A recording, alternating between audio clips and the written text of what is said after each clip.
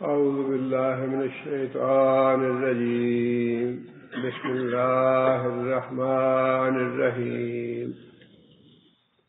الف لام را تلک آیات الکتاب الحکیم. یہ آیتیں ہیں کتاب حکیم کی، حکمت والی کتاب کی. سورہ یونس سے پہلے سورہ توبہ کی جو آخری آیت ہے اس کے بارے میں مفسرین نے بڑی فضیلت لکھی ہے. پچھلے درس میں اس کا حوالہ دینا میں بھول گیا ہوں. آیت یہ ہے: حسبی اللہ لا الہ الا ہوا علیہ توکلت وہو رب العرش العظیم.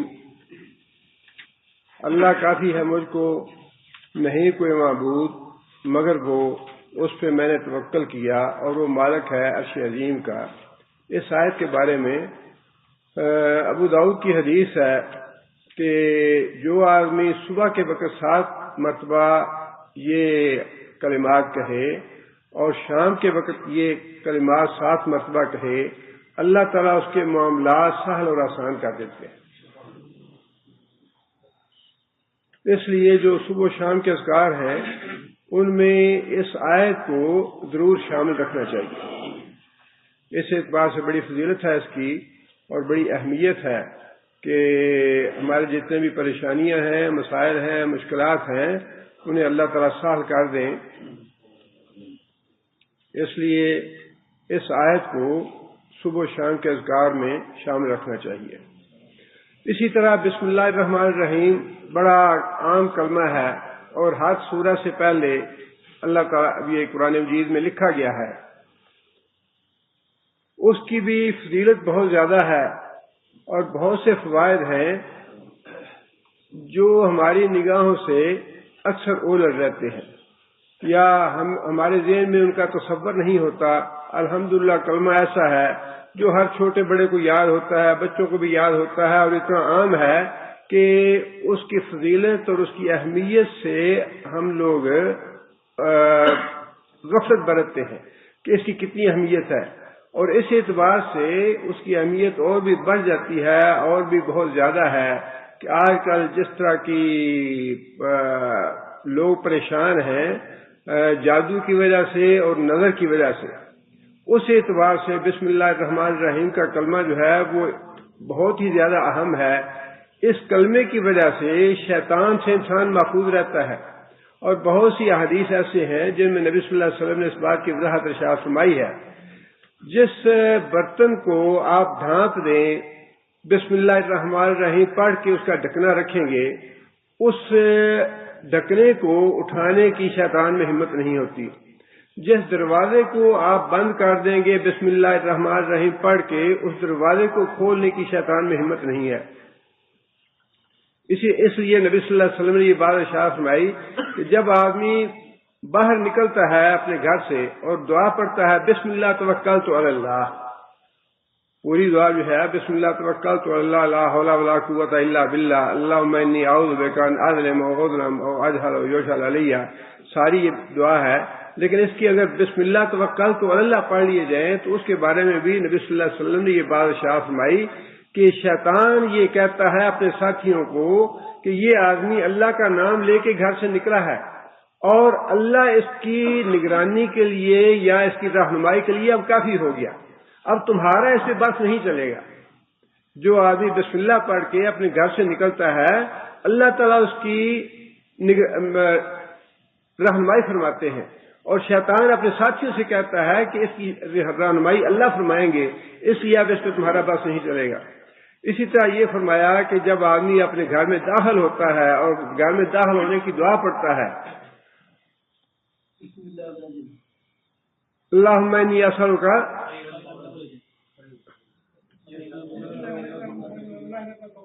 اللہ کے نام سے میں داخل ہوتا ہوں اور اللہ کے نام سے نکلتا ہوں.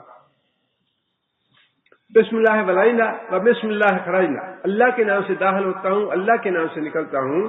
جب آدمی یہ دعا پڑھ کے گھر میں داخل ہوتا ہے تو نبی صلی اللہ علیہ وسلم نے فرمایا کہ شیطان اپنے ساتھیوں سے کہتا ہے کہ اس گھر میں اللہ کا نام لے کے یہ داخل ہوا ہے، لہذا اس گھر میں تمہارے لیے نہ کھانا ہے نہ ٹھکانا ہے.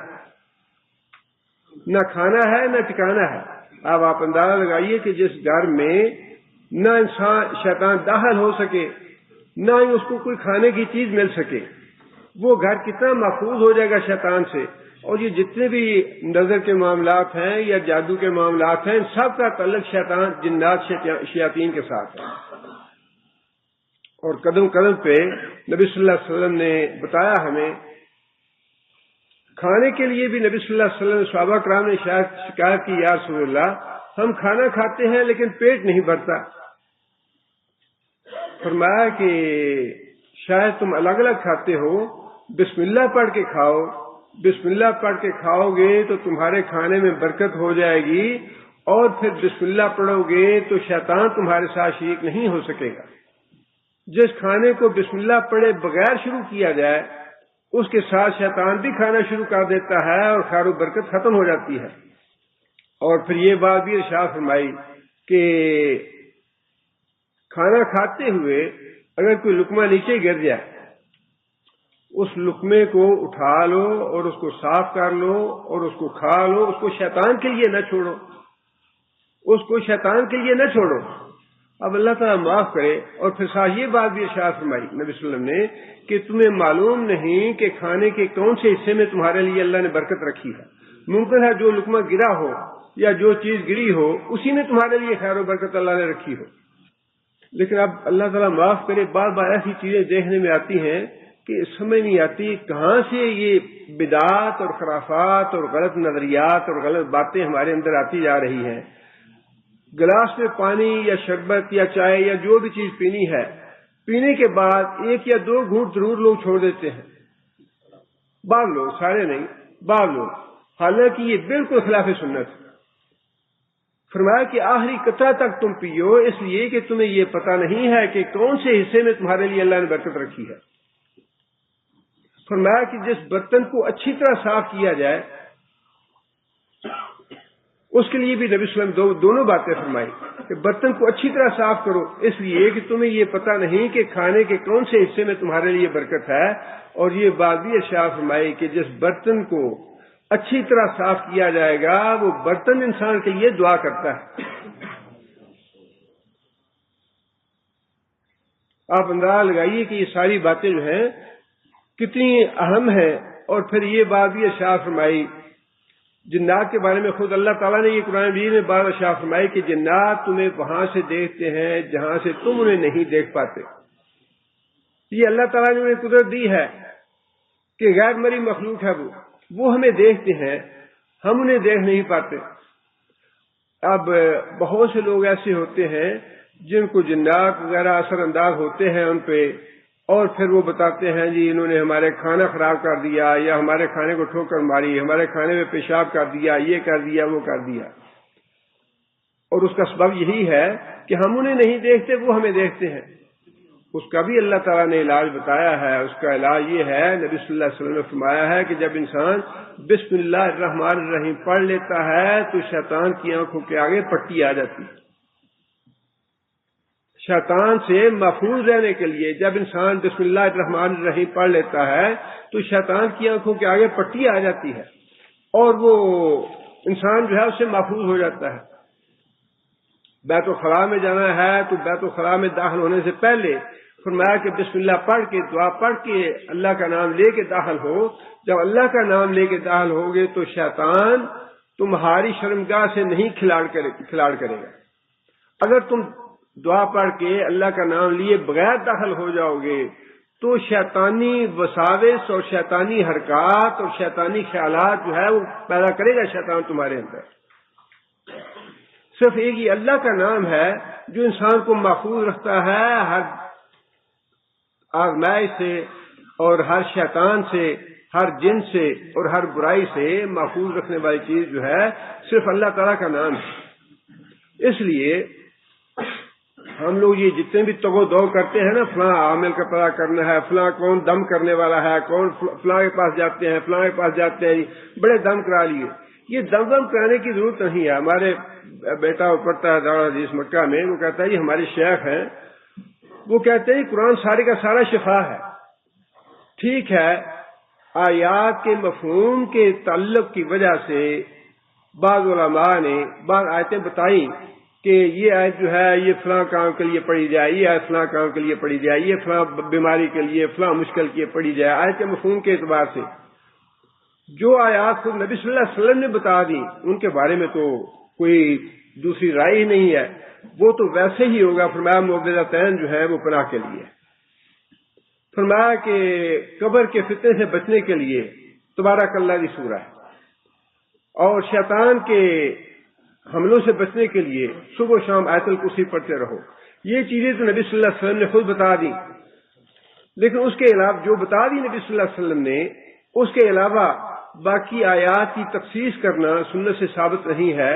اس لیے بعض شیوخ یہ کہتے ہیں کہ قرآن مجید سارے کا سارا شفا ہے، کہیں اب جنت کی آیتیں ہیں یا جہنم کے بارے میں آیتیں ہیں، وراثت کے بارے میں ہے، نکاح کے بارے میں ہے، طلاق کے بارے میں ہے، جو بھی آیتیں پڑھ کے تم مریض کو دم کرو گے اللہ شفا دے گا اسے۔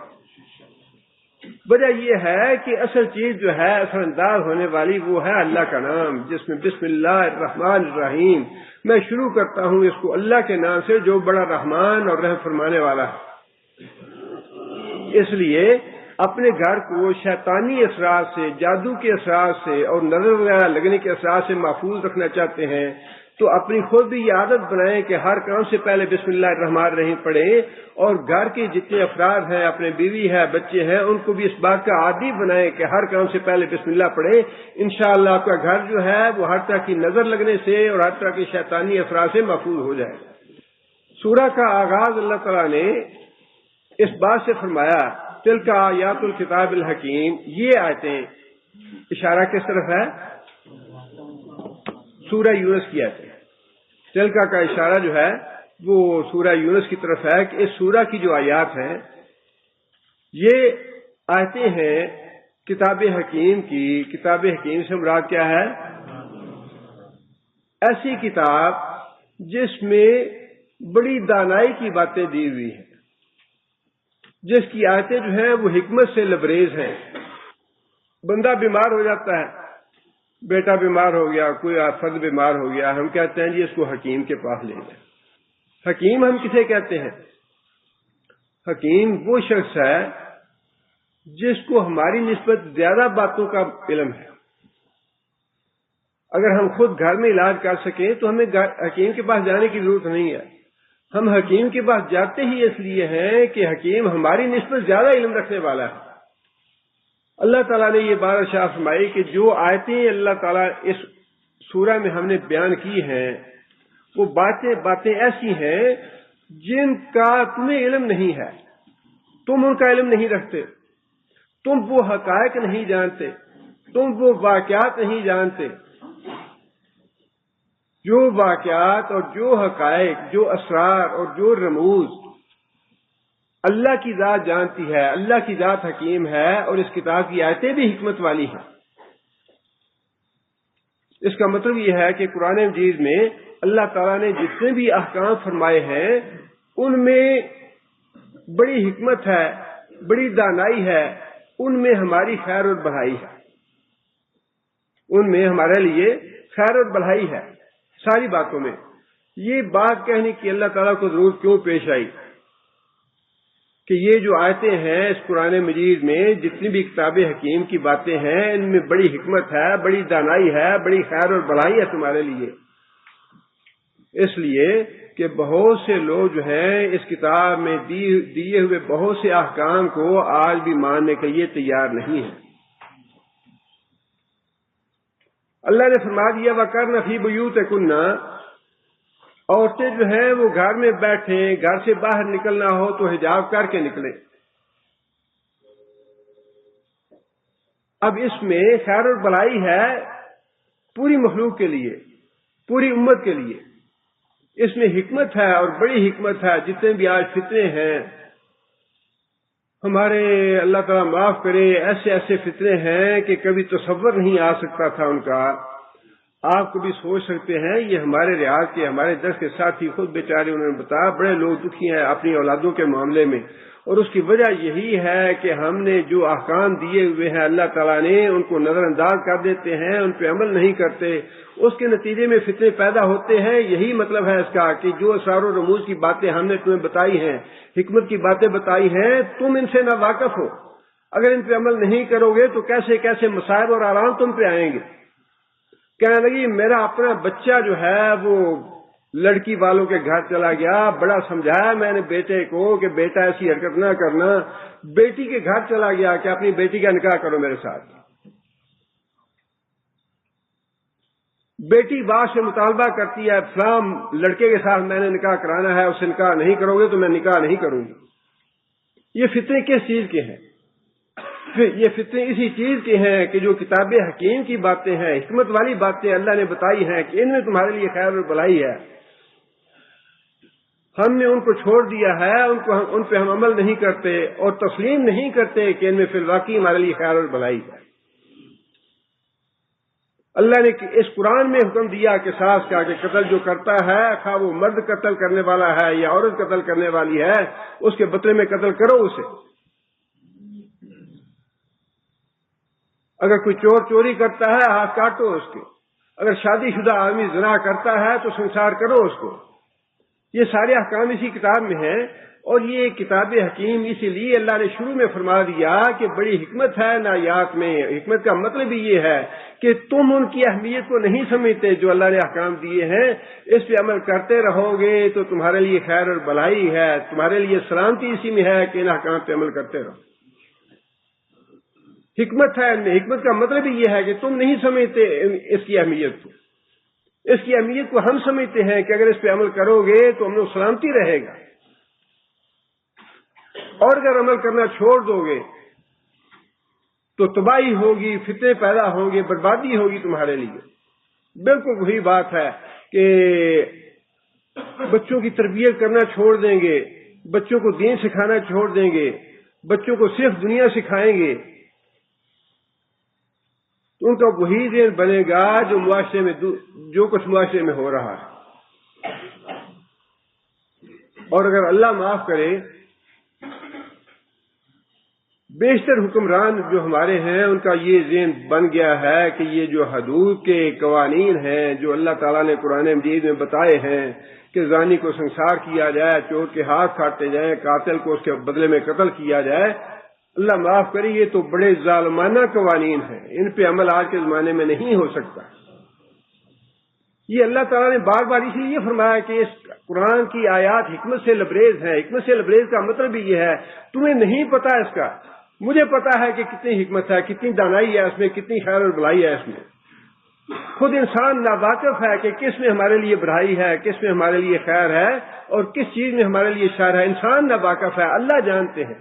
لہذا اللہ نے فرمایا کہ اس جو کتاب ہے اس کی آیات جو ہیں حکمت سے لبریز ہیں، ان میں خیر اور بھلائی ہے، تمہیں اس کا علم نہیں ہے۔ آگے پھر اس سورہ میں اللہ تعالیٰ نے 3 باتیں بار بار دہرائی ہیں، دلائل بھی دیے ہیں ان کے، اور واقعات سے بھی باتیں سمجھائی ہیں، رسالت کی بات، آخرت کی بات اور توحید کی بات۔ اور اللہ تعالیٰ نے اس سورہ کا آغاز ہی رسالت کے دلائل سے اور توحید کے دلائل سے اور آخرت کے دلائل سے، ایک آیت پہلے رسالت کے بارے میں، دوسری آیت توحید کے بارے میں، اور تیسری آیت جو ہے وہ رسالت کے بارے میں۔ اللہ فرماتے ہیں اکان للناس عجبا، اکان للناس عجبا، کیا ہے واسطے لوگوں کے، عجبا تعجب کی بات، ان اوحینا الی رجل منہم، کہ ہم نے وحی کی، الی رجل ایک مرد کی طرف، منہم جو ان میں سے ہے، چونکہ کفار مکہ جو ہیں ان کو یہی دشواری پیش آ رہی تھی کہ محمد صلی اللہ علیہ وسلم ہمارے ہی جیسے فرد ہیں، ہمارے ہی خاندان کے ایک آدمی ہیں، ہماری بستی کے آدمی ہیں، یہ کیسے ہو سکتا ہے کہ اللہ ان کو اپنا رسول بنائے، بشر کو اللہ تعالیٰ رسول بنائے۔ انہیں یہ وہم تھا اور ان کی خواہش یہ تھی کہ کوئی نوری مخلوق بشر ہونی چاہیے، فرشتہ ہوتا جو ہمیں آ کے پیغام دیتا اللہ کا۔ ان کی تمنا یہ تھی کہ نوری ہونا چاہیے، بشر رسول نہیں ہو سکتا۔ اور یہ بات جو ہے یہ اتنی پرانی ہے کہ جب سے نوح علیہ السلام تشریف لائے، جب سے اللہ تعالیٰ مسلسل بتلاتے چلے آ رہے ہیں کہ سارے انبیاء کے جتنے بھی امتیں تھی انہوں نے اس بات پہ اعتراض کیا کہ تم تو ہم جیسے بشر ہو، تم ہم جیسے آدمی ہو، تم کیسے رسول ہو سکتے ہو؟ اور وہی اعتراض نبی صلی اللہ علیہ وسلم پہ بھی تھا۔ اور آج جو بات ہم کہتے ہیں ہے یہ بات بالکل وہی جو نبی صلی اللہ علیہ وسلم کے زمانے میں کہی جاتی تھی، لیکن کان اس طرف سے پکڑنے کے بجائے ہم نے کان ذرا الٹی طرف سے پکڑا ہے کہ نہیں، وہ رسول تو ہم مانتے ہیں لیکن وہ بشر نہیں تھے، وہ نور ہی تھے۔ بات ہم بھی وہی کہہ رہے ہیں جو کافر کہتے تھے کہ بشر نہیں ہو سکتا، نور ہونا چاہیے، نبی یا رسول جو ہے وہ نور ہونا چاہیے، بشر۔ اور یہ بعض اوقات ہمارے بعض دوست جو ہیں بڑی غلط فہمی میں یہ ڈالتے ہیں کہ یہ دیکھو یہ ساری عمر بشر اور نور کے جھگڑوں سے ہی امت نہیں نکل سکی، اس سے اور کیا کرنا ہے، کام کرنے والے تو اور بڑے ہیں۔ یہ مصروعی جو فروعی اختلافات ہیں ان میں نہیں پڑنا چاہیے، اس مسئلے کو نہیں چھیڑنا چاہیے۔ اگر یہ مسئلہ فروعی ہوتا تو اللہ تعالیٰ بار بار قرآن میں اس مسئلے کو نہ چھیڑتے، بار بار اس مسئلے کو نہ بتاتے۔ بنیادی طور پہ ویسے ہے تو یہ رسالے سے متعلقہ ہی، لیکن اس کو اگر یہ مان لیا جائے کہ بشر، نبی صلی اللہ علیہ وسلم بشر نہیں تھے، باقی نور تھے، تو شرک کا بہت بڑا دروازہ کھل جاتا ہے۔ شرک کا دروازہ کھلتا ہے اسی بات سے کہ نبی صلی اللہ علیہ وسلم جو ہے وہ بشر نہیں تھے بلکہ نور تھے، یہ بہت بڑا شرک کا دروازہ کھلتا ہے اس سے۔ اس لیے بار بار یہ قرآن مجید میں اللہ تعالیٰ نے دہرائی ہے بات کہ سارے انبیاء پہ یہ اعتراض ہوا کہ تم بشر نہیں ہو، تم بشر ہو لہذا رسول نہیں، تمہیں نور ہونا چاہیے تھا۔ آج ہم یہ کہتے ہیں کہ نہیں وہ نور ہی تھے، تب ہم انہیں رسول مانتے ہیں، اور اگر بشر کو رسول ماننا ہے تو بشر کو رسول ہم بھی نہیں مانتے۔ ویسے تو اس کا اللہ تعالیٰ نے قرآن مجید میں جواب دیا ہے، اور مختلف جگہ پہ اللہ تعالیٰ نے مختلف انداز سے اور مختلف الفاظ میں جواب دیا ہے۔ سورہ بنی اسرائیل میں اللہ تعالیٰ یہ فرماتے ہیں کہ کافروں نے یہ اعتراض کیا نبی صلی اللہ علیہ وسلم پہ، لن نؤمن لک حتی تفجر لنا من الارض ینبوعا، ہمارے سامنے زمین سے چشمہ پیدا کر دو تب ہم مانیں گے کہ تم واقعی اللہ کے رسول ہو۔ او تکون لک جنت من نخیل وعنب فتفجر الانہار خلالها تفجیرا، یا پھر ہمارے سامنے ہی کھجوروں کا، انگوروں کا باغ اگائے اور اس باغ میں پھر نہریں بھی جاری ہو جائے، ہمارے دیکھتے دیکھتے ہماری آنکھوں کے سامنے ہو یہ سب کچھ۔ اور تسقط السماء کما زعمت علینا کسفا، یا پھر جس طرح تو بار بار ہمیں دھمکیاں دیتا ہے کہ مجھے رسول نہیں مانو گے تو اللہ کا عذاب آ جائے گا۔ کافر کہتے تھے کہ اچھا پھر آسمان کا کوئی ٹکڑا ہمارے اوپر گرا دے، عذاب آ جائے ہمارے اوپر۔ اور یکون لک بیت من زخرف، یا پھر تمہارے لیے کوئی سونے کا گھر ہوتا، ہمیں پتہ چلتا کہ تم تو کوئی بڑی اونچی ہستی ہو، بڑے مالدار آدمی ہو، اس لیے اللہ نے تمہیں رسول بنایا ہے اپنا۔ آگے اللہ تعالیٰ نے ایک آیت میں اس کا جواب یہ ارشاد فرمایا، کل لو کان فی الارض ملائکۃ، اے محمد صلی اللہ علیہ وسلم آپ انہیں کہیے کہ اگر زمین میں فرشتے آباد ہوتے، اگر زمین میں فرشتے آباد ہوتے، یمشون مطمئنین، اور فرشتے چل پھر رہے ہوتے، لنزلنا علیہم من السماء ملکا رسولا، تو پھر ہم فرشتے کو رسول بنا کے بھیجتے۔ یہ تو بڑی حماقت کی بات ہے کہ مخلوق تو انسان ہے جن کی طرف ہم اپنا پیغام بھیجنا چاہتے ہیں، مطالبہ یہ ہے کہ کوئی نوری مخلوق، فرشتے ہونے چاہیے جو پیغام پہنچائیں، نوری مخلوق ہونی چاہیے۔ اللہ تعالیٰ نے یہ جواب بھی دے دیا، اور اگر تھوڑا سا انسان غور و فکر کرے تو بات بڑی آسانی سے یہ سمجھ میں آ جاتی ہے۔ حضرت ابراہیم علیہ السلام کے بارے میں اللہ تعالیٰ نے یہ بات ارشاد فرمائی کہ ہم نے فرشتے بھیجے ابراہیم علیہ السلام کے پاس، اور ابراہیم علیہ السلام بچڑا بھون کے ان کے سامنے لے آئے. فرشتے انسانوں کی شکل میں گئے حضرت ابراہیم علیہ السلام کے پاس. ابراہیم علیہ السلام یہ سمجھے کہ یہ لوگ ہیں، مہمان آئے ہیں کہیں سے، ان کی ضیافت کرنی ہے. اللہ فرماتے ہیں کہ حال اتاک حدیث ضیف ابراہیم المکرمین، حضرت ابراہیم علیہ السلام کے پاس جو معزز مہمان آئے، کیا ان کی بات سنی تم نے؟ کیا ان کا واقعہ تم جانتے ہو؟ فراغ الی اہلہ فجاء بعجل سمین، مہمان آئے، گھر میں بٹھایا ان کو.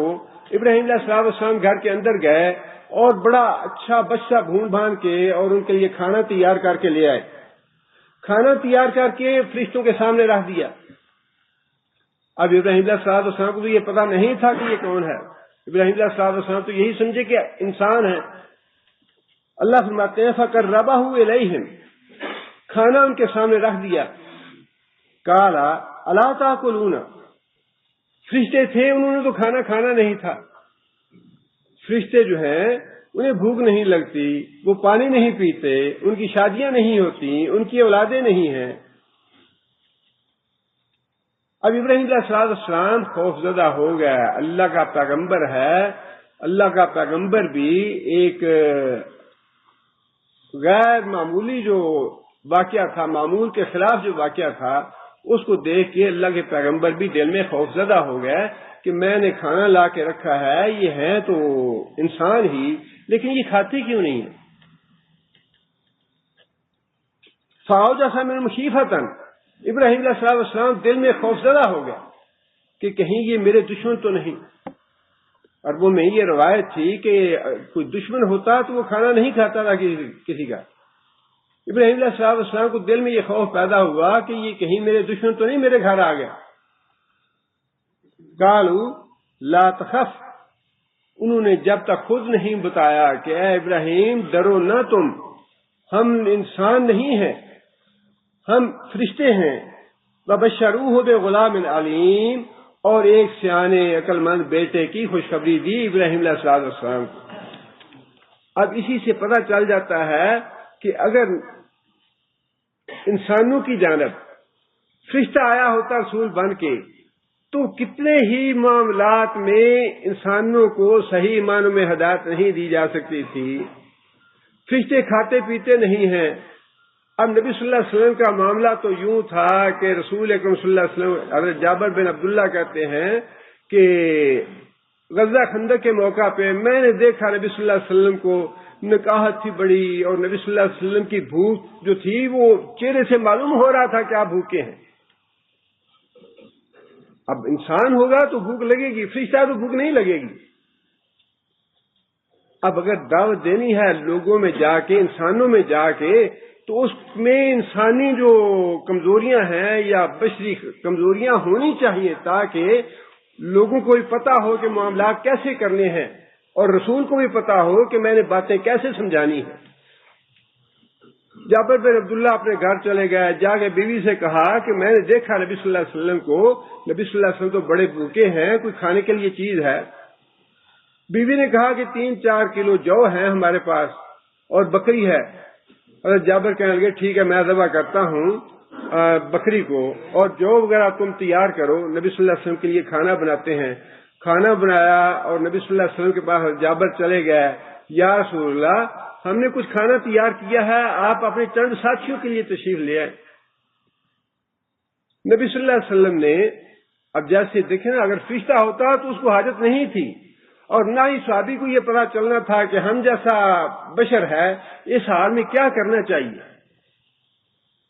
نبی صلی اللہ علیہ وسلم نے سارے صحابہ کرام کو اونچی آواز سے دعوت دی کہ چلو بھائی جابر کے گھر دعوت ہے. حضرت جابر پریشان ہو گئے، جا کے بیوی کو بتایا. بیوی نے کہا کہ میں نے تمہیں کہا نہیں تھا کہ نبی صلی اللہ علیہ وسلم کو جا کے کان میں بات کہنا. حضرت جابر کہنے لگے میں نے تو کان میں کہی تھی، نبی صلی اللہ علیہ وسلم نے اعلان کر دیا. وہ کہنے لگی کہ ٹھیک ہے، اگر نبی صلی اللہ علیہ وسلم نے اعلان کیا ہے تو پھر نبی جانے اور اللہ اور اللہ کا رسول جانے. نبی صلی اللہ علیہ وسلم نے حضرت جابر کی بیوی سے کہا کہ ہنڈیا کو اوپر سے نہ اتارنا، اور جو آٹا تم نے گوندا ہے وہ مجھے دکھاؤ. آٹے میں بھی نبی صلی اللہ علیہ وسلم نے اپنا لب مبارک ڈالا، اور سالن میں بھی نبی صلی اللہ علیہ وسلم نے لب مبارک ڈالا اور دعا کی اللہ سے برکت.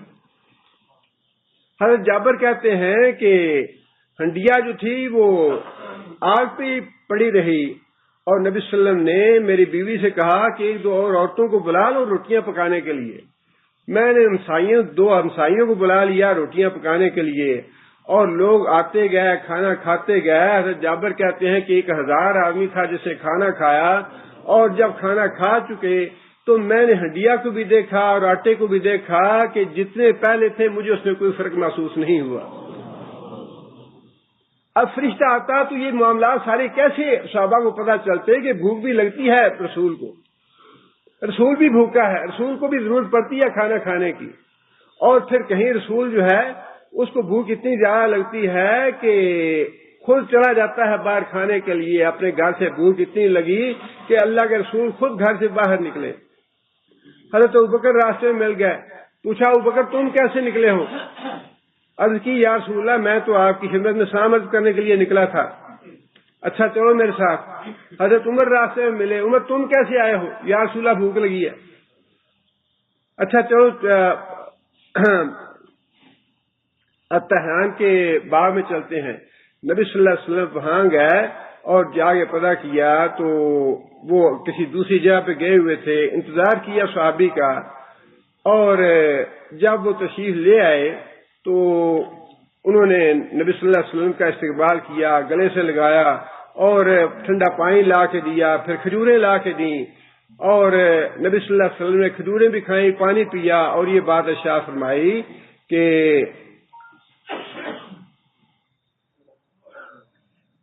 قیامت کے دن جن چیزوں کا اللہ تعالیٰ حساب لینے والے ہیں ان میں یہ چیزیں بھی شامل ہیں، ٹھنڈا پانی اور ٹھنڈا سایہ اور کھجور۔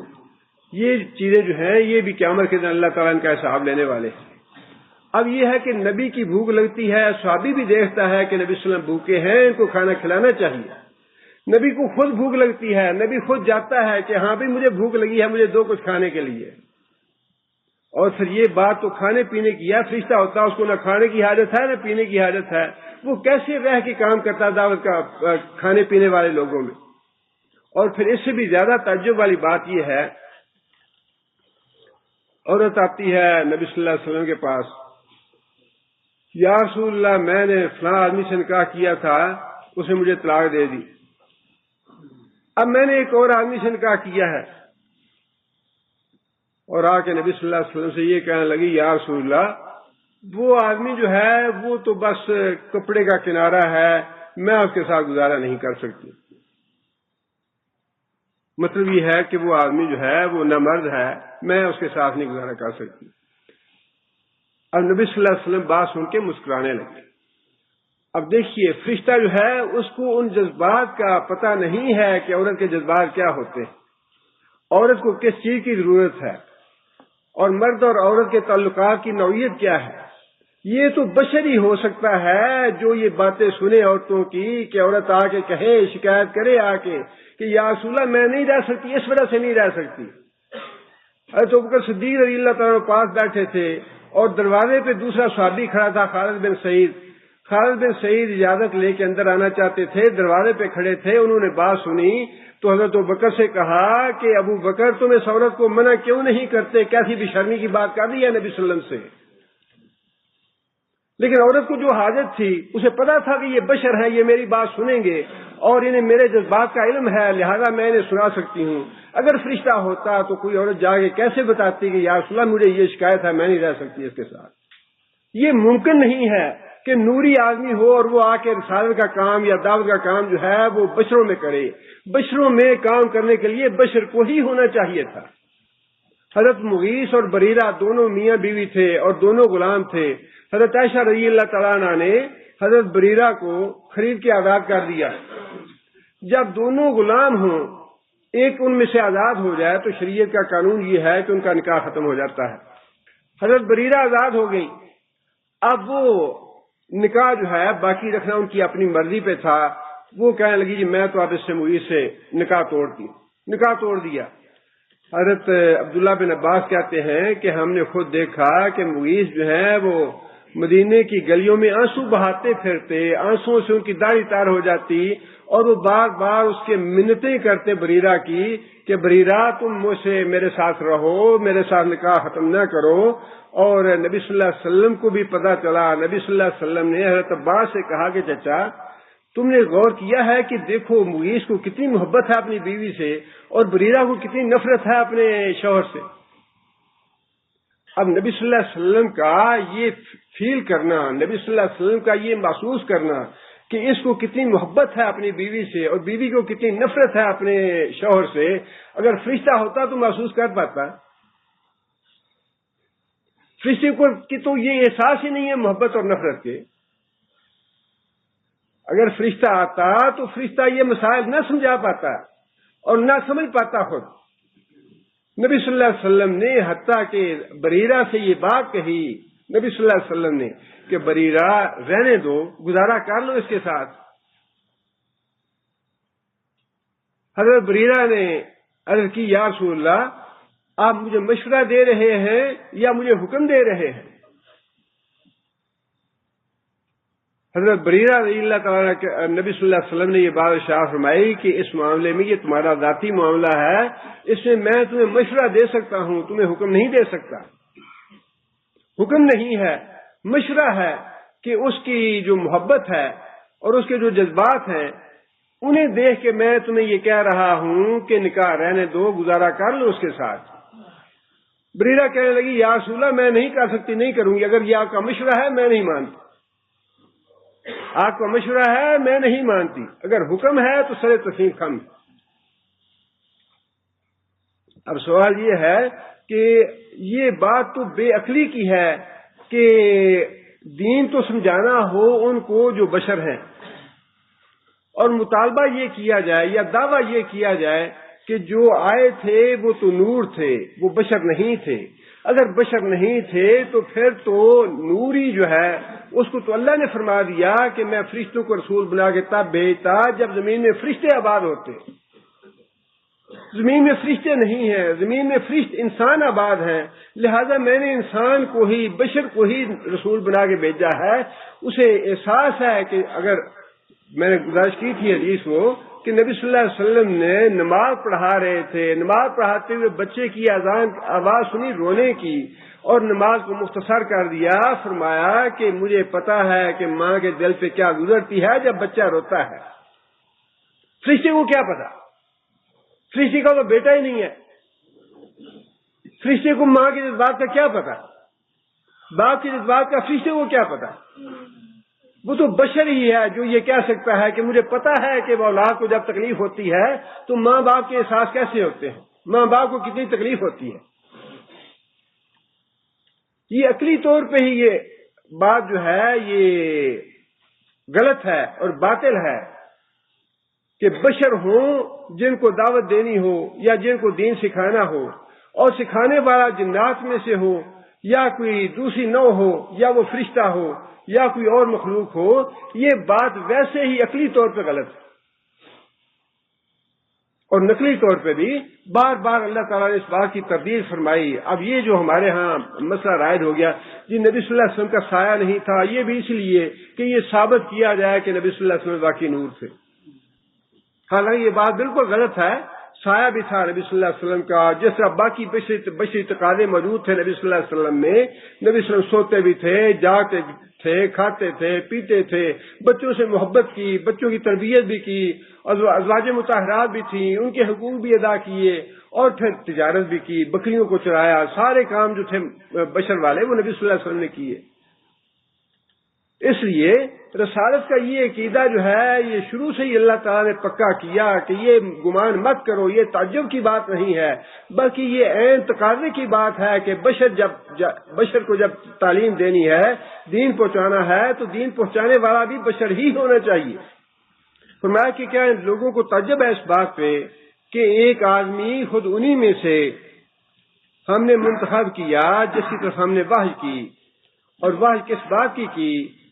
وحی اس بات کی ان انذر الناس وبشر الذین آمنوا، ان انذر الناس کہ لوگوں کو ڈرائے جہنم کے عذاب سے، لوگوں کو جا کے بتائے کہ جو لوگ ایمان نہیں لائیں گے، اللہ کے رسول کی نافرمانی کریں گے، نماز نہیں پڑھیں گے، روزہ نہیں رکھیں گے، زکوٰۃ ادا نہیں کریں گے، حلال حرام میں تمیز نہیں کریں گے، بیوہ یتیم پہ ظلم کریں گے، دوسروں کے حق ماریں گے یا دھوکہ دیں گے یا جھوٹ بولیں گے، غیبت کریں گے، فرمایا کہ جو لوگ اللہ کے رسول کی نافرمانی کریں گے ڈراؤ ان کو جہنم کے عذاب سے، لا یموت فیہا ولا یحیا، کہ وہ جہنم ایسی ہے جس میں نہ زندگی ہے نہ موت ہے۔ نار اللہ الموقدہ، اللہ کی بھڑکائی ہوئی آگ ہے، التی تطلع علی الافئدہ، جو جلانا شروع کرے گی کہاں سے؟ دل سے جلانا شروع کرے گی، دل سے خواہشات پیدا ہوتی ہے، دل سے جذبات کا تعلق ہے، جی طبیعت نہیں کرتی، دل نہیں منتا، دل ہے چاہ رہا ہے، دل ہے کرتا ہے، دل کرتا ہے مال کھا لیے حرام دا، دل کرتا ہے دوسرے پہ ظلم کریے، دل کرتا ہے اپنی جیب سے نہ کچھ نکلے، دل کرتا ہے ستے ہی رہیے۔ یہ دل جو کرتا ہے نا اللہ کے رسول کی نافرمانی پہ، تطلع علی الافئدہ، اے محمد صلی اللہ علیہ وسلم بتاؤ لوگوں کو کہ اسی دل سے آگ جلانا شروع کرے گی، علیہم نار موصدہ، اور فرمایا کہ اتنی تاریک آگ ہے کہ ہاتھ اپنا ہاتھ جو ہے وہ دکھائی نہیں دے گا، ہاتھ کو ہاتھ سجائی نہیں دے گا، اور اتنی تاریخ ہونے کے باوجود علیہم موصدہ، اوپر سے ڈھکنے بند کر دیے جائیں گے، دروازے بند کر دیے جائیں گے، چیخو پکار کی آواز بھی اندر رہے گی، باہر نہیں جائے گی۔ فرمایا کہ ڈراؤ لوگوں کو، اور پھر صرف آگ کا عذاب نہیں ہے، جیسے جیسے گناہ ہوں گے ویسے ویسے عذاب بھی ہوں گے۔ فرمایا سعود پہاڑ پہ چڑھانے کا عذاب بالکل مستقیم سمت میں پہاڑ ہوگا، اور کافروں اور مشرکوں سے کہا جائے گا کہ اس کے اوپر چڑھو، چڑھا نہیں جائے گا، 40 سال میں اوپر چڑھے گا، پھر اترے گا، پھر چڑھایا جائے گا۔ فرمایا کہ سانپ اور بچھو ایسے ہیں، ایک دفعہ ڈسیں گے تو 40 سال تک اس کا اثر جلانے کا مسلسل ہوتا رہے گا اور وقفہ نہیں کریں گے۔ مارنے کے لیے گرد ہوں گے، زنجیریں ہوں گی، توق ہوں گے، زنجیریں پہنا کے گھسیٹا جائے گا جہنم میں۔ فرمایا کہ لوگوں کو ڈراؤ اس جہنم سے، ہم نے اس لیے رسول کو بھیجا تاکہ وہ لوگوں کو ڈرائے آنے والے عذاب سے، اللہ کی پکڑ سے، اللہ کے عذاب سے ڈرا دے۔ اور آگے فرمایا کہ وَبَشِّرِ الَّذِينَ آمَنُوا، اور جو لوگ ایمان لے آئے ان کو بشارت دے دے، ان کو خوشخبری دے دے، أَنَّ لَهُمْ قَدَمَ صِدْقٍ عِندَ رَبِّهِمْ، أَنَّ لَهُمْ کے واسطے ان کے قدم صدق، سچی عزت ہے، سچی عزت، عند ربہم، ان کے رب کے ہاں۔ جنت کی عزت جو ہے سچی سے مراد یہاں لا زوال، ابدی، ہمیشہ کی، جس کو کبھی زوال نہیں آنے والا، لا مقطوعۃ ولا ممنوعہ، ایسی نعمتیں جو نہ جن سے کوئی روکنے والا ہوگا، نہ وہ نعمتیں کبھی ختم ہونے والی ہیں۔ جوانی ہے تو ہمیشہ کی جوانی ہے، صحت ہے تو ہمیشہ کی صحت ہے، خوبصورتی ہے ہمیشہ کی صحت ہے، لباس جو ہے وہ میلا نہیں ہوگا، پرانا نہیں ہوگا، بیماری نہیں آئے گی، کوئی گندگی اور غلازت نہیں ہوگی۔ اور فرمایا کہ جنت میں ایک سٹک رکھنے کی، چھڑی رکھنے کی جگہ، فرمایا کہ دنیا مافیا کی ساری نعمتوں سے افضل ہے۔ چھڑی رکھنے کی جگہ کتنی ہوتی ہے؟ کوئی مربع ہے یا مرلے ہے یا کنال ہے یا کتنی، ایک چھڑی رکھنے کی جگہ۔ آپ یہی سمجھ لیں کہ ایک میٹر جگہ جو ہے جنت کی، نبی صلی اللہ علیہ وسلم نے فرمایا کہ دنیا مافیا کی ساری نعمتوں سے افضل ہے۔ اور دنیا مافیا میں کروڑ ہا کروڑ نہیں، ارب ہا ارب ڈالر بھی ہیں، کتنے ٹنوں کے حساب سے سونا بھی ہے، چاندی بھی ہے، ریال بھی ہے، کیا کیا نعمتیں ہیں دنیا کی، اور کتنی معمولی نعمتوں کے لیے ہم ظلم کرتے ہیں، گناہ کرتے ہیں، اللہ کے رسول کی نافرمانی کرتے ہیں۔ اور جنت کی فرمایا کہ ایک میٹر کی جگہ، ایک میٹر رکھنے کی جگہ جو ہے وہ دنیا مافیا کی ساری نعمتوں سے افضل ہے۔ فرمایا کہ جنتی عورت کا ایک دوپٹہ جو ہے وہ ایسا ہے کہ دنیا مافیا کی ساری دولت سے افضل ہے۔ فرمایا کہ اگر عورت جھانک لے دنیا میں، صرف جھانک لے، آ نہیں جائے بلکہ صرف جھانک لے، تو فرمایا کہ مشرق سے لے کر مغرب تک پوری دنیا جو ہے یہ روشن ہو جائے. فرمایا کہ جو لوگ ایمان لے آئے ان کو اللہ تعالیٰ کے ہاں سچی عزت افزائی کی بشارت دے دو، اور یہ عزت افزائی ایسی ہے جو عبدالآباد تک کے لیے ہے، جس میں نہ کمی آنے والی ہے، نہ اسے کوئی روکنے والا ہے، نہ ختم ہونے والی ہے. آگے فرمایا کہ قال الکافرون ان ھذا لساحر مبین. کافر یہ کہتے ہیں ان ھذا لساحر مبین کہ یہ تو کھلا جادوگر ہے. ھذا یہ اشارہ کس طرف ہے؟ نبی صلی اللہ علیہ وسلم کی طرف. نبی صلی اللہ علیہ وسلم کو صادق اور امین کہتے تھے، لیکن بعثت مبارک کے بعد نبی صلی اللہ علیہ وسلم کو جادوگر کیوں کہتے تھے؟ جادوگر اس لیے کہتے تھے کہ قرآن مجید کی تاثیر ایسی ہے کہ جو آدمی قرآن مجید سنتا ہے یہ قرآن مجید دل میں اتر جاتا ہے. یہ ہو نہیں سکتا کہ کوئی آدمی قرآن کے معنی آتے ہو یا نہ آتے ہو، یہ ایک فضول بات ہے. اچھا جی اگر قرآن کے معنی نہ آتے ہو تو پڑھنے کا فائدہ، اللہ تعالیٰ معاف کرے، ایسی بات تو زبان سے نکالنی نہیں چاہیے، اس کا فائدہ نہیں ہے. ایسی یہ غلط بات ہے، ایسی باطل بات ہے کہ اللہ کی طرح ماننی چاہیے. یہ اللہ کی کتاب ہے، کوئی انجینئرنگ کی یا ڈاکٹری کی کتاب نہیں ہے کہ جس کا اگر مفہوم نہیں آئے گا تو فائدہ نہیں ہے. عربی زبان نہیں آتی تو عربی کی کتاب کوئی پڑھیں گے تو اس کا فائدہ نہیں ہے. یہ قرآن ہے، اللہ کی کتاب ہے، 7 آسمانوں سے اوپر عرش عظیم سے لوح محفوظ سے نازل کی ہوئی کتاب ہے، دنیا کی ساری کتابوں سے مختلف ہے. اس کی سمجھ آئے یا نہ آئے. نبی صلی اللہ علیہ وسلم کے زمانے کے کافروں کی بات تو چھوڑیے، آج کل کے کافروں کی بات یہ ہے کہ مصر کا بادشاہ ناصر جب روس میں گیا تو اپنے ساتھ قاری عبدالباسط کو لے گیا اور خروشیف سے کہنے لگا کہ اسے قرآن سنو. خروشیف نے کہا کہ میں تو مانتا نہیں، میں کیوں سنوں؟ ناصر کہنے لگا کہ ٹھیک ہے تم نہیں مانتے، سن تو لو، سننے میں کیا حرج ہے. قاری عبدالباسط نے وہی آیتیں پڑھنی شروع کی جو حضرت عمر رضی اللہ تعالیٰ عنہ پڑھ کے اسلام لائے تھے، سورہ طٰہٰ کی آیتیں. خروشیف نے آیتیں سنی، اس کی آنکھوں سے آنسو نکل آئے. روسی زبان اور عربی زبان کا کوئی تعلق ہی نہیں ہے، اردو تو پھر بھی ساتھ تھوڑی ملتی جلتی ہے، روسی زبان کا تو کوئی تعلق ہی نہیں ہے. ناصر نے پوچھا کہ تم تو جانتے نہیں ہو کیا لکھا ہے، کیا پڑھا ہے، تمہارے آنسو کیوں نکل آئے؟ خروشیف بدبخت آدمی تھا، بد نصیب آدمی تھا، کہنے لگا کہ یہ تو مجھے بھی پتا نہیں آنسو کیوں نکلے. اس کلام کا اپنا اثر ہے، اللہ کا جو نام ہے اس کا اپنا اثر ہے، مفہوم آتا ہو یا نہ آتا ہو، لیکن اللہ کا کلام جو ہے وہ اثر انداز ہوتا ہے. یہ ایک واقعہ یورپ کا یا امریکہ کا میں نے اپنی کتاب میں بھی لکھا ہے، فضائل قرآن میں. رمضان کے دوران مسلمانوں نے روزے رکھے اور کسی لڑکی کو کرسچن کو بلایا کہ ہم روزہ رکھتے ہیں. خود اسے کہا کہ تم روزے رکھتے ہو، میں ذرا دیکھنا چاہتی ہوں کہ تمہارا معمول کیا ہوتا ہے، تمہارا معمول کیا ہوتی ہے. وہ بلا لیا اس کو افطاری پہ بلایا، لوگوں نے افطاری کی، جتنے بھی تھے اس گھر میں لوگ جمع تھے. افطاری کے بعد وہیں پہ مردوں نے بھی اور عورتوں نے بھی الگ الگ صفحے بنا کے نماز پڑھی مغرب کی.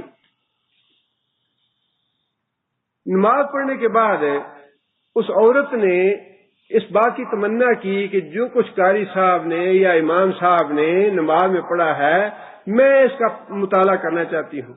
اس نے کتاب قرآن مجید لیا، مطالعہ کیا، اللہ تعالیٰ نے اس کی نصیب میں لکھی تھی ہدایت، اللہ تعالیٰ نے اس کو ہدایت دے دی. بعد میں اس کی سہیلی نے اسے پوچھا کہ جب تم نے سنا تھا اس وقت تک تو تم جانتی نہیں تھی یہ کیا ہے، اور تمہیں اس کی طلب کیسے پیدا ہوئی؟ وہ کہنے لگی مجھے یہ بتاؤ کہ اس دن جو قاری صاحب نے سورہ پڑھی تھی وہ سورہ کون سی تھی؟ وہ کہنے لگی سورہ تو الرحمن تھی. کہنے لگی کہ مجھے یہ پتہ نہیں ہے کہ مجھے طلب کیوں پیدا ہوئی یا کیسے پیدا ہوئی، لیکن میرے دل نے یہ گواہی دی کہ یہ جو کلام پڑھا جا رہا ہے یہ کسی انسان کا لکھا ہوا کلام نہیں ہو سکتا. وہ بات کیسے آئی یہ مجھے پتہ نہیں ہے. مفہوم کوئی جانتا ہو یا نہ جانتا ہو یہ بات بالکل فضول ہے. جی مفہوم کا پتہ نہیں ہے تو پڑھنے کا فائدہ کیا ہے؟ یہ بات غلط ہے. اللہ کا لفظ جو ہے اس کا اپنا اثر ہے دلوں پہ، اور قرآن مجید کی اپنی تاثیر ہے۔ عتبہ بن ربیعہ نبی صلی اللہ علیہ وسلم کے پاس گیا اور جا کے کہنے لگا کہ اے محمد صلی اللہ علیہ وسلم، سرداری چاہیے سرداری لے لو، بادشاہی چاہیے بادشاہی لے لو، مال چاہیے مال لے لو، کوئی عورت چاہیے عورت لے لو، جو بھی تم چاہتے ہو ہم تمہاری مطالبہ پورا کرتے ہیں، لیکن یہ جو تم نے مصیبت ہمیں ڈال دی ہے اس مصیبت کو چھوڑو، اس مصیبت سے کو ختم کرو۔ رسول اکرم صلی اللہ علیہ وسلم نے فرمایا کہ ٹھیک ہے، تم نے اپنی بات کہہ لی ہے۔ عتبہ کہنے لگا میں نے اپنی بات کہہ لی ہے۔ نبی صلی اللہ علیہ وسلم نے سورہ فصلت کی آیتیں جو تھی حامیم سجدہ کی وہ پڑھنی شروع کی، اور جہاں سجدہ آتا ہے وہاں تک نبی صلی اللہ علیہ وسلم نے سورہ فصلت پڑھی، اور سجدہ کرنے کے بعد عتبہ سے کہا کہ عتبہ جو کچھ میں نے کہنا تھا وہ میں نے کہہ لیا، اب تم جانو تمہارا کام جانو۔ اور جب عتبہ واپس گیا تو قریش مکہ جو بیٹھے تھے اس انتظار میں کہ عتبہ کیا جواب لے کے آتا ہے، کافروں نے وہیں بیٹھے بیٹھے عتبہ کے پہنچنے سے پہلے یہ بات کہی، اللہ کی قسم کھا کے کہتے ہیں کہ عتبہ جو چہرہ لے کے گیا تھا وہ چہرہ لے کے واپس نہیں آیا۔ قرآن مجید کی اپنی تاثیر ہے، قرآن مجید تو بہت بڑی بات ہے۔ حضرت عماد ازدی رضی اللہ تعالیٰ عنہ نبی صلی اللہ علیہ وسلم سے ملے، انہوں نے بھی یہی بات کہی کہ میں علاج کرتا ہوں، میں حکیم ہوں، مجھے پتا چلا تمہارے اوپر سایہ ہو گیا ہے اور تم بہکی بہکی باتیں کرتے ہو۔ نبی صلی اللہ علیہ وسلم نے فرمایا کہ جو میں کہتا ہوں تم بھی سن لو۔ نبی صلی اللہ علیہ وسلم نے خطبہ پڑھا صرف اس کے سامنے، الحمدللہ نحمدہ ونستعینہ ونستغفرہ ونؤمن بہ ونتوکل علیہ ونعوذ باللہ من شرور انفسنا ومن سیئات اعمالنا من یہدہ اللہ فلا مضل لہ ومن یضلل فلا ہادی لہ۔ صرف یہ کلمات، ابھی قرآن تو آگے تھا نا، یہ خطبہ پڑھا۔ عماد ازدی کہنے لگا یا رسول اللہ ٹھہر جائیں، یہ کلمے پھر پڑھے ایک دفعہ۔ نبی صلی اللہ علیہ وسلم نے خطبے کے الفاظ دوبارہ پڑھے تو عماد ازدی کہنے لگا کہ یا رسول اللہ ایک دفعہ پھر پڑھے۔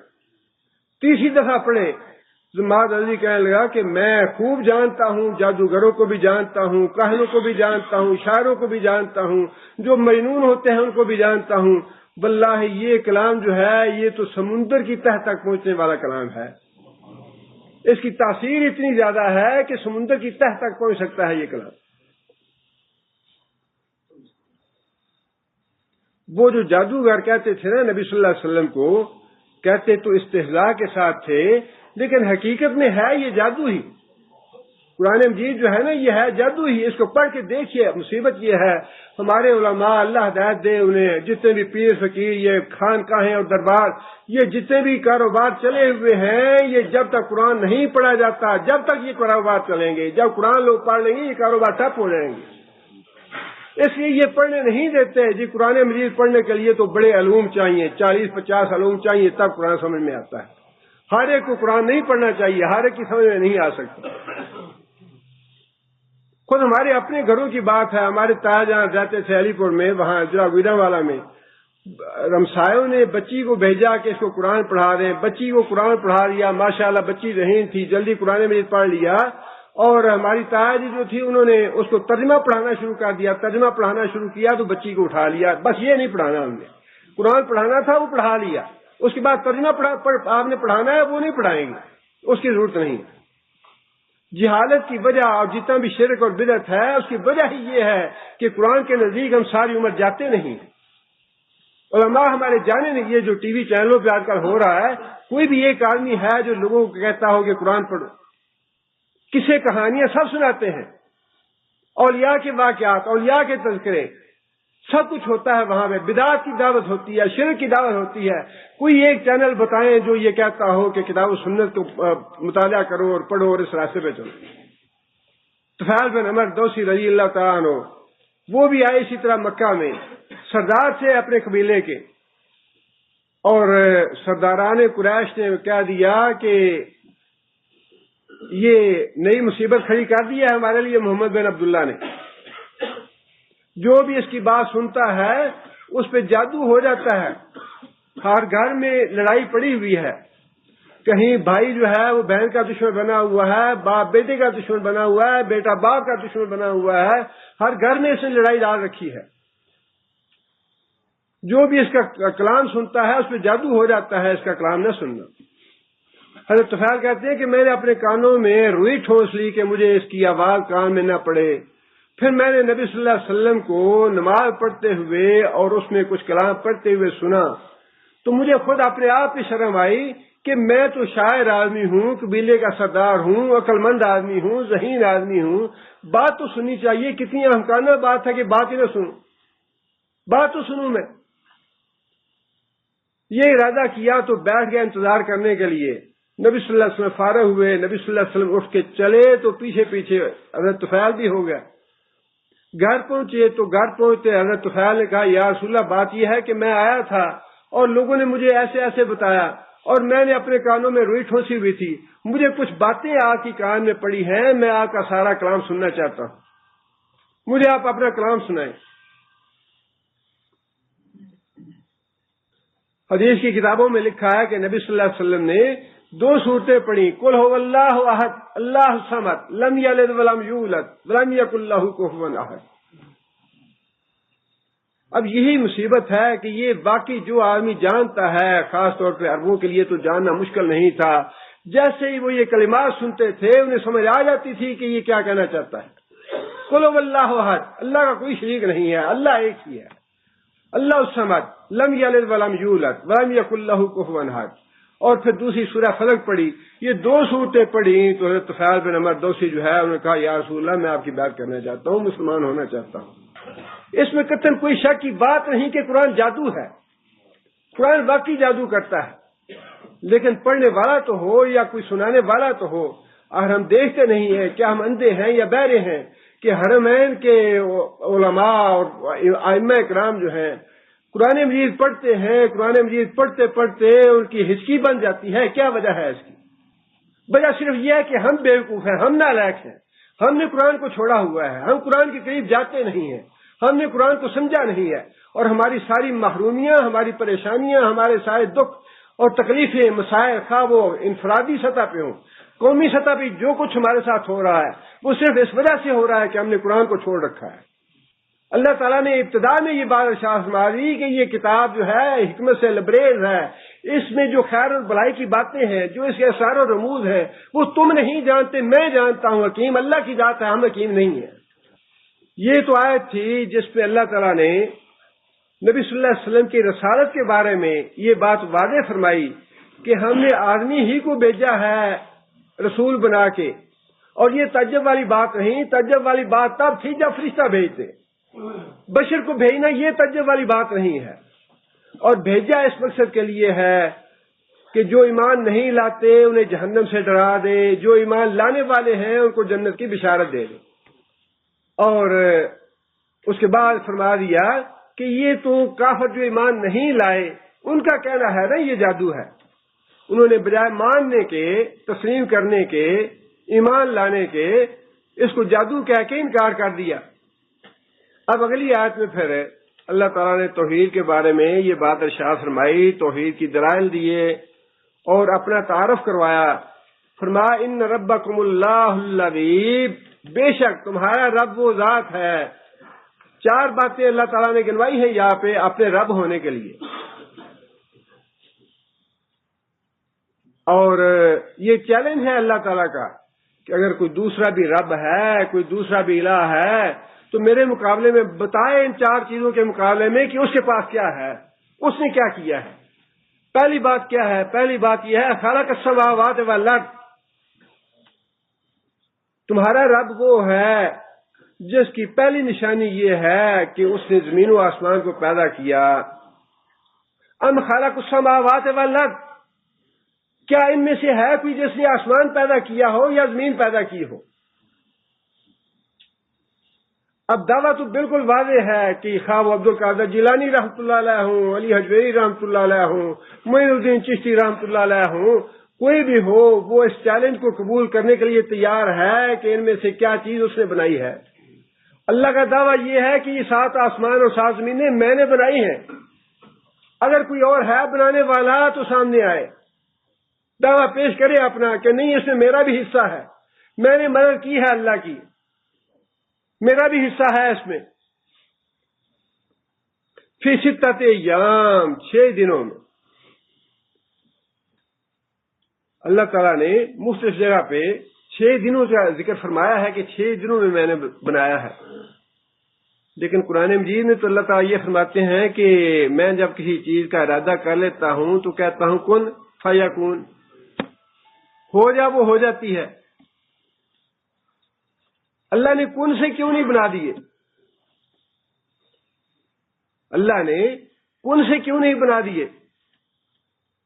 اللہ تعالیٰ نے کن سے اس لیے نہیں بنائے، اور اس لیے ہمیں یہ بتایا کہ 6 دن لگے ہیں زمین و آسمان پہ، تاکہ ہمارے ذہنوں میں یہ بات رہے کہ دنیا کے کام جو ہیں وہ درجہ بدرجہ اور آہستہ آہستہ اور سٹیپ بائی سٹیپ ہوں گے، یکدم کوئی کام نہیں ہوگا.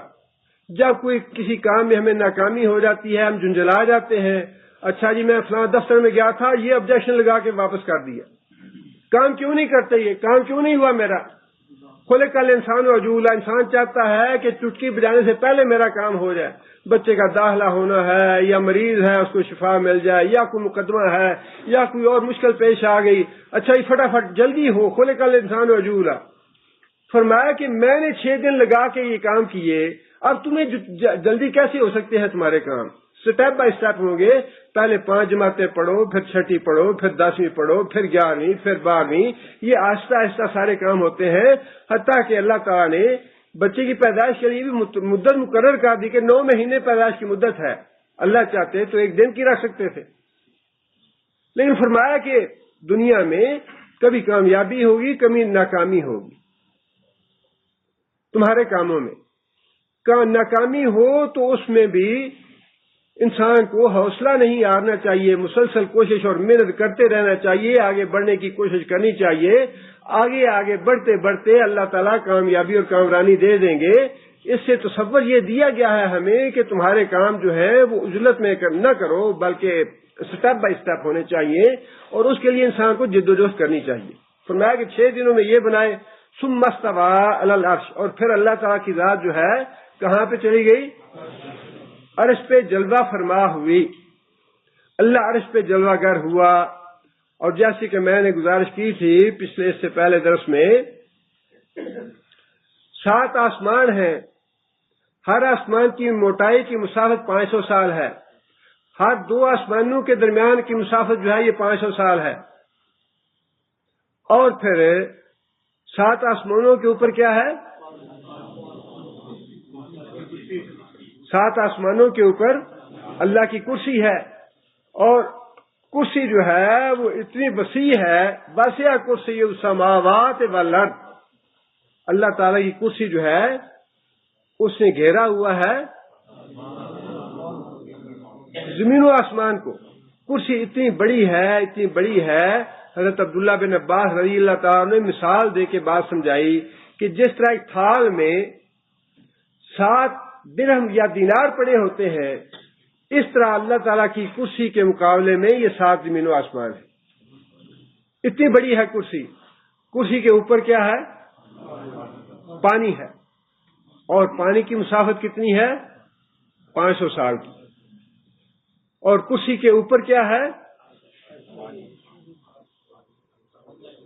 پانی کے اوپر یحملو عرش ربک یومئذ فوق یومئذ ثمانیہ. اللہ تعالیٰ کی عدالت جب قیامت کے دن لگے گی تو اللہ تعالیٰ نے خود قرآن مجید میں یہ بات ارشاد فرمائی کہ اس دن اللہ تعالیٰ کے عرش کو 8 فرشتے اٹھائے ہوئے ہوں گے. 8 فرشتے، یہ سورہ طور میں ہے. 8 فرشتے اس دن اللہ تعالیٰ کے عرش کو اٹھائے ہوئے ہوں گے. پانی کے اوپر وہ 8 فرشتے اللہ تعالیٰ کے عرش کو اٹھائے ہوئے ہیں اپنی پیٹھوں پہ. اس کے اوپر ہے اللہ تعالیٰ کی ذات. اور اس کے بعد صحابی کہتے ہیں کہ اللہ تعالیٰ کی عظمت اور اللہ کی کبریائی اور اللہ کا جلال ایسا ہے کہ 7 آسمانوں کے اوپر اور اللہ تعالیٰ عرش معلیٰ پہ جلوہ فرما ہے، اور وہاں سے وہ ہمارے سارے اعمال سے باخبر ہے، حتیٰ کہ ہمارے دلوں کے بھید تک جانتے ہیں۔ یہ ہے ثم استوى علی العرش، اور یہ عقیدہ بالکل باطل اور غلط ہے۔ اللہ تعالیٰ کی ذات ہر جگہ موجود ہے۔ یہ عقیدہ باطل اور غلط ہے کہ اللہ کی ذات ہر جگہ موجود ہے۔ اللہ تعالیٰ اپنے علم کے ساتھ، اپنی قدرت کے ساتھ ہر جگہ موجود ہے۔ اللہ تعالیٰ کے علم نے، اللہ تعالیٰ کی قدرت نے سارے کائنات کو اپنے گھیرے میں لیا ہوا ہے۔ ساری کائنات پہ اللہ کا علم اور اللہ کی قدرت حاوی ہے، لیکن اللہ تعالیٰ کی ذات ہر جگہ میں نہیں ہے۔ یہ عقیدہ رکھنا کہ اس دیوار میں بھی اللہ ہے، چھت میں بھی اللہ ہے، معاذ اللہ فرش میں بھی اللہ ہے، اس میز میں بھی اللہ ہے، اس کرسی میں بھی اللہ ہے، اللہ کی ذات ہر جگہ پہ ہے، یہ تو بہت ہی گستاخانہ عقیدہ ہے، باطل بھی ہے، گستاخانہ بھی ہے۔ ثم استوى علی العرش، پھر اللہ تمہارا رب وہ ہے کہ جو عرش معلیٰ پہ جلوہ فرما ہے، کوئی دوسرا ہے جو عرش معلیٰ پہ جا سکے؟ اب یہ شاعروں کی شاعری کی باتیں ہیں کہ اللہ نے عرش پہ بلا لیا محمد صلی اللہ علیہ وسلم کو، غلط ہے، یہ باطل ہے بات۔ نبی صلی اللہ علیہ وسلم معراج کے موقع پہ کہاں تک گئے؟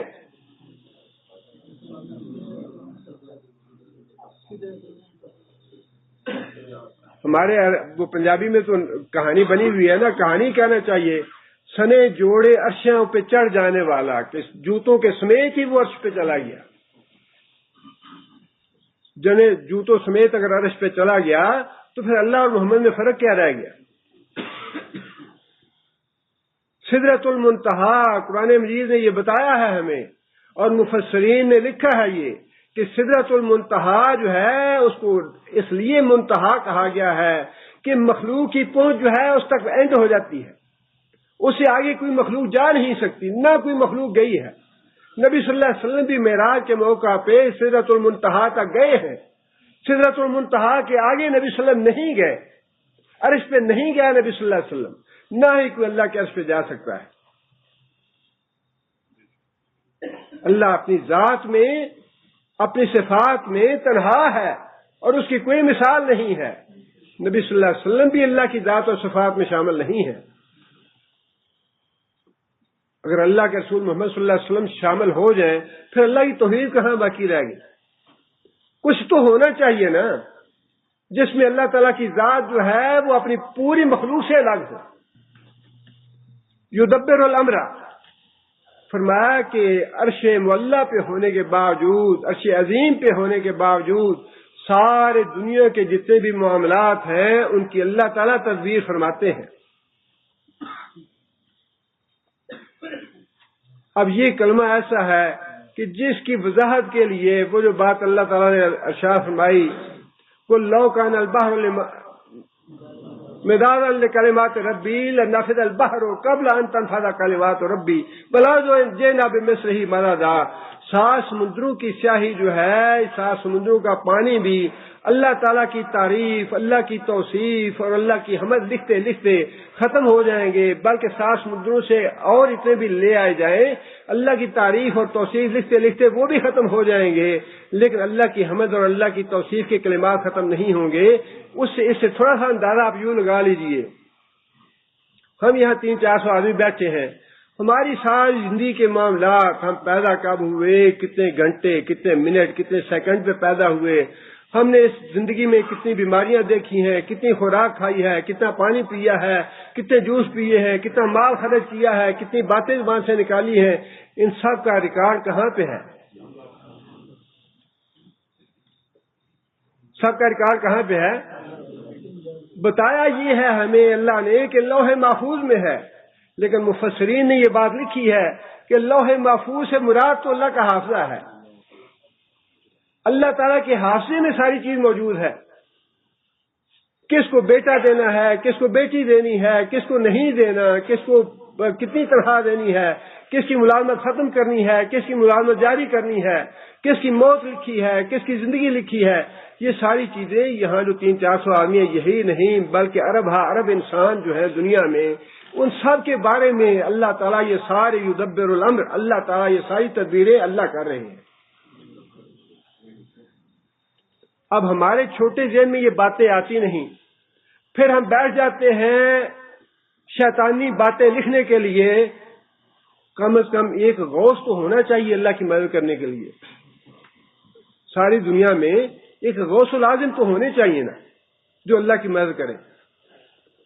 چلو غوث العظم تو ایک ہی صحیح، پھر اس کے ساتھ کچھ کتب بھی ہونے چاہیے. 4 کونوں میں 4 کتب ہونے چاہیے، ایک غوث ہونا چاہیے، اور ابدال جو ہیں وہ 30 یا 40 ہونے چاہیے. یہ سارے دنیا کے جو امور ہیں ان کا تدبر کریں، ان کا منظم کریں، ان کو چلائیں اور اللہ کی مدد کریں. اللہ تعالیٰ معاف کرے. یہ ساری باتیں جو ہیں قرآن سے ناواقفی کی، قرآن کو نہ پڑھنے کی اور جہالت کی باتیں ہیں.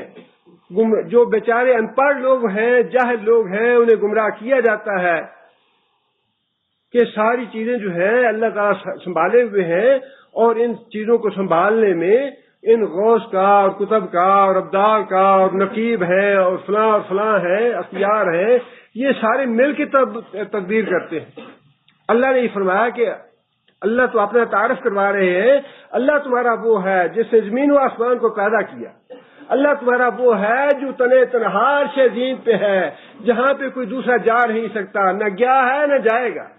تیسری بات یہ فرمائی کہ پوری کائنات کے جو معاملات ہیں ان کی تدبیریں اور ان کے فیصلے میرے ہاتھ میں ہیں، میں کرتا ہوں. اور پھر انسانوں کے نہیں، پرندوں کے معاملات ہیں، جانوروں کے معاملات ہیں، درندوں کے معاملات ہیں، پانی کے جانور ہیں، اور پھر صرف جانوروں کی باتیں نہیں، جنات کے معاملات ہیں، فرشتوں کے معاملات ہیں. اتنی مخلوق ہے جو ہمارے علم میں نہیں. یہ ساری تنظیم اور تدبر کون کر رہا ہے؟ اللہ تعالیٰ فرماتے ہیں کہ یہ میں کرتا ہوں.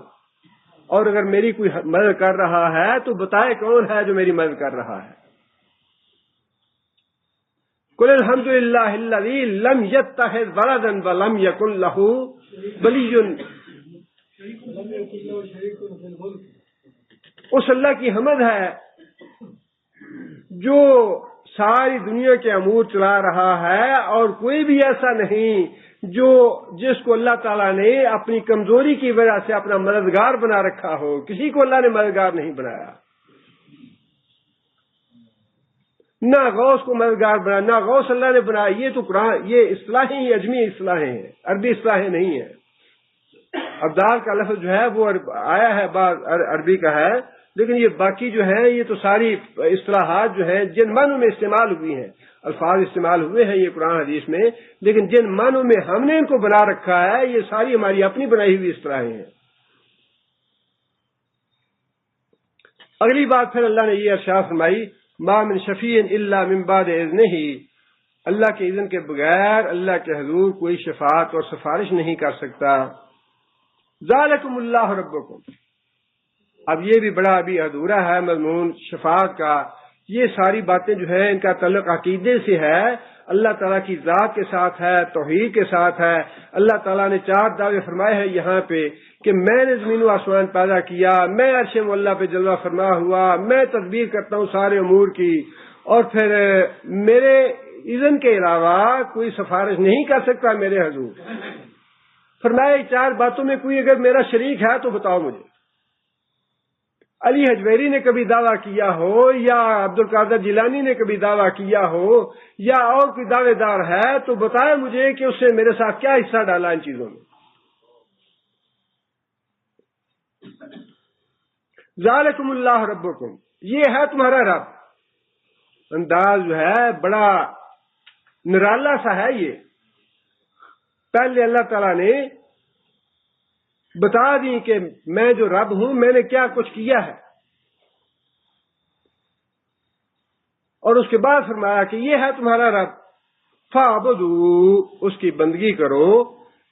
افلا تذکرون، کیا تم نصیحت حاصل نہیں کرو گے.